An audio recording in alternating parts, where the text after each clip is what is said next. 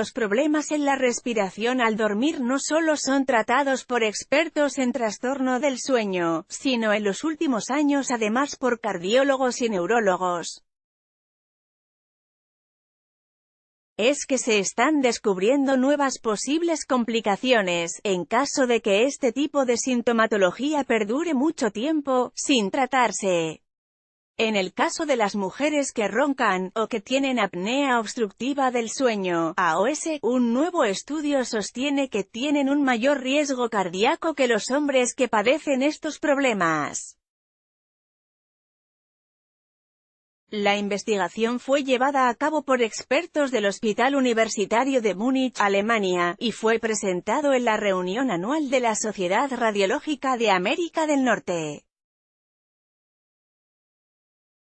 Los investigadores analizaron la función cardíaca de 4.877 personas en relación con el diagnóstico de AOS y los ronquidos informados.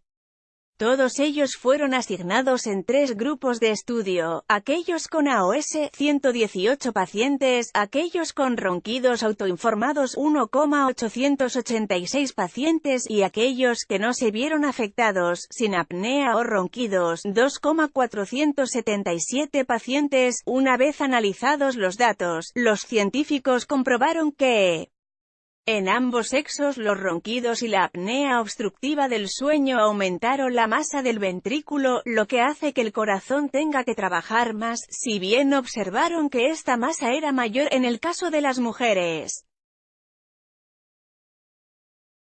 Asimismo, los investigadores detectaron que la AOS se diagnosticaba en menos ocasiones en las mujeres, por lo que, a su juicio, esto puede ser un indicativo de los motivos por los que el corazón de las mujeres se ve más perjudicado.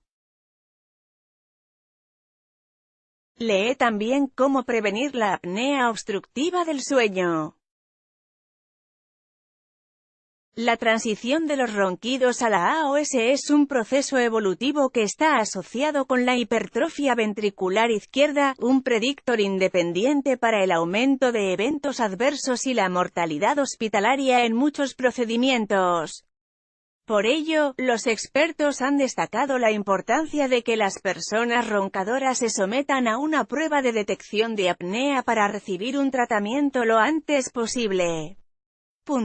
Dado que se trata de un estudio de población, los investigadores esperan realizar estudios adicionales para comprender mejor las diferencias de género asociadas con los ronquidos y la AOS.